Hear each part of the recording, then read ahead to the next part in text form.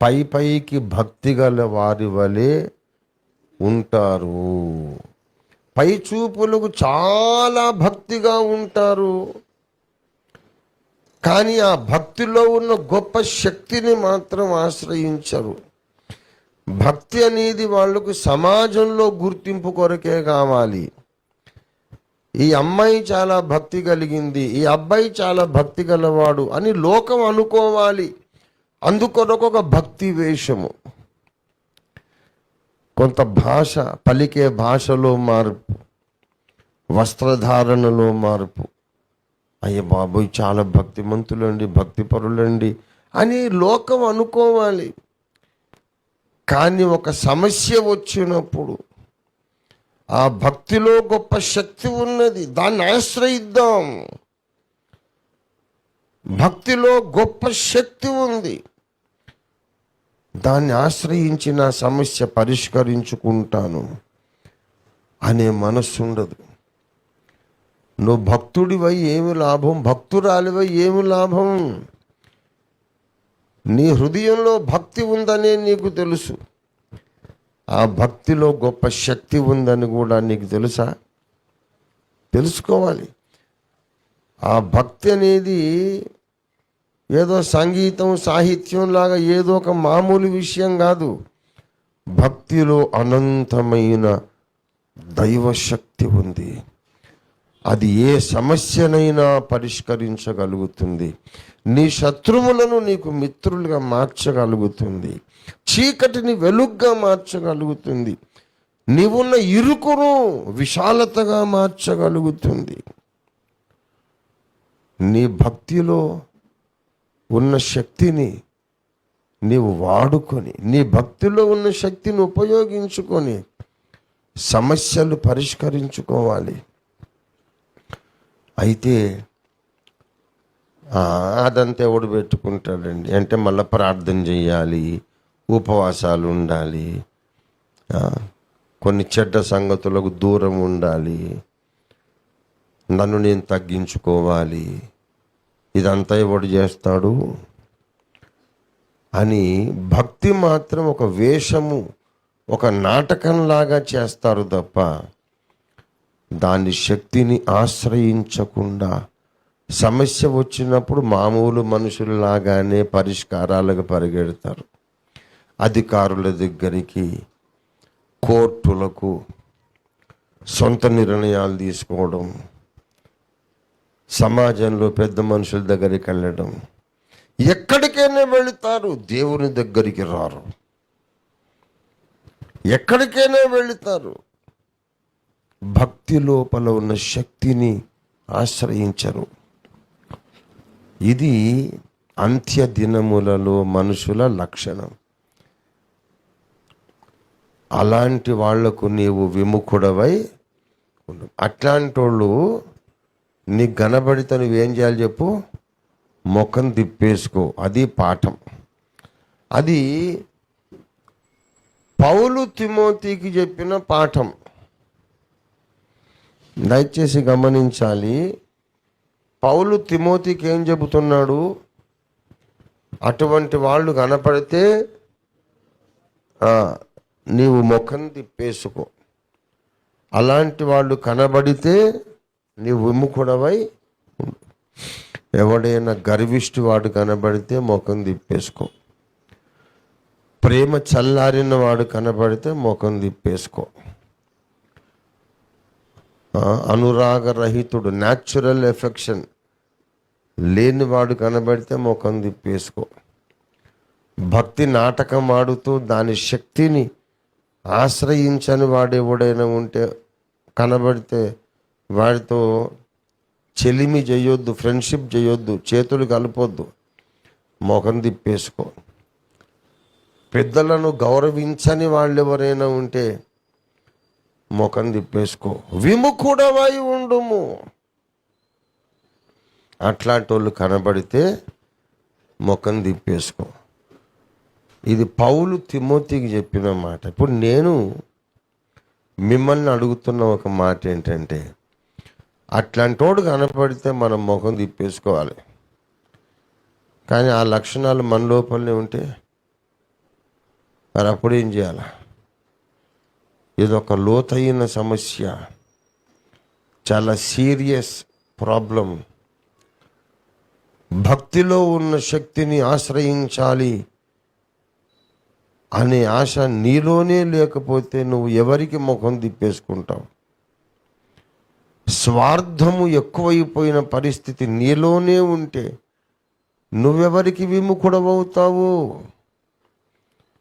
కృతజ్ఞత లేనితనం ఇంకొకరిలో ఉంటే నువ్వు ముఖం తిప్పేసుకోవచ్చు.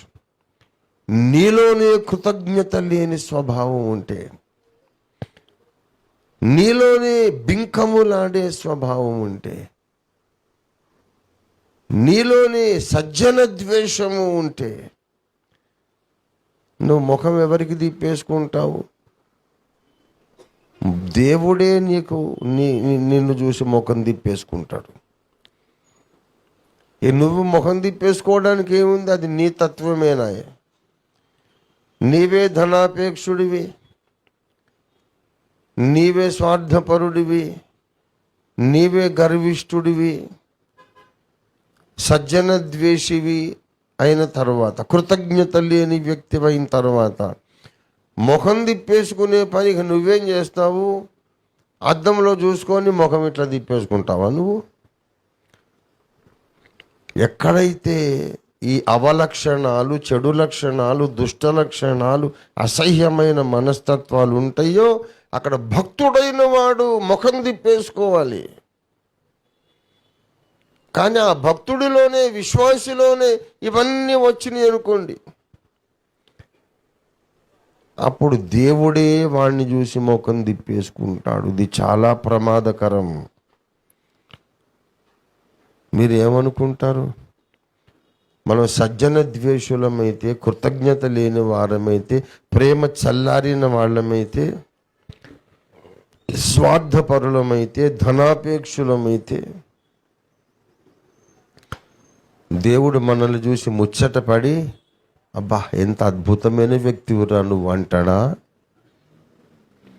చచా ఏమిట్రా ఇలా చెడిపోయావు, నాకు అసహ్యంగా ఉంది నిన్ను చూస్తే అని ముఖం తిప్పేసుకుంటాడా? దేవుడు పాళెములో సంచరించినప్పుడు, ఆయన అసహ్యమైనది ఏదైనా చూచినప్పుడు ఆయన ముఖం తిప్పేసుకుంటాడట. 23 ద్వితీయోపదేశ కాండం 23వ అధ్యాయము, దయచేసి 14వ వచనం. నీ దేవుడైన యెహోవా నిన్ను విడిపించుటకును, నీ శత్రువులను నీకు అప్పగించుటకును నీ పాళెములో సంచరించుచుండును గనుక నీలో అసహ్యమైనది ఏదైనను దేనినైనను చూచి నిన్ను విడువకుండునట్లు. ఆయన పాళెములో సంచరిస్తూ ఉన్నాడు. ఆనాడు ఇశ్రాయేలు పాళెములో సంచరించిన పరిశుద్ధ దేవుడు ఈనాడు తన సంఘము అనే పాళెములో సంచరిస్తున్నాడు. క్రైస్తవ కుటుంబం అనే పాళెములో సంచరిస్తున్నాడు. లోకల్ చర్చ్, స్థానిక సంఘం అనే పాళెంలో సంచరిస్తున్నాడు. నీలో దేవునికి అసహ్యమైనది ఏదైనా కనబడితే చూచి నిన్ను విడవకుండునట్లు అన్నాడు. చచా ఏంట్రా ఈ పెంట, ఈ అసహ్యం ఏంటి, దుర్గంధం ఏంటి, అసహ్యమైన మనస్తత్వాలు అని ఆయన విడిచేసి వెళ్ళిపోతాడేమో. నీ పాళెము పరిశుద్ధంగా ఉండాలి.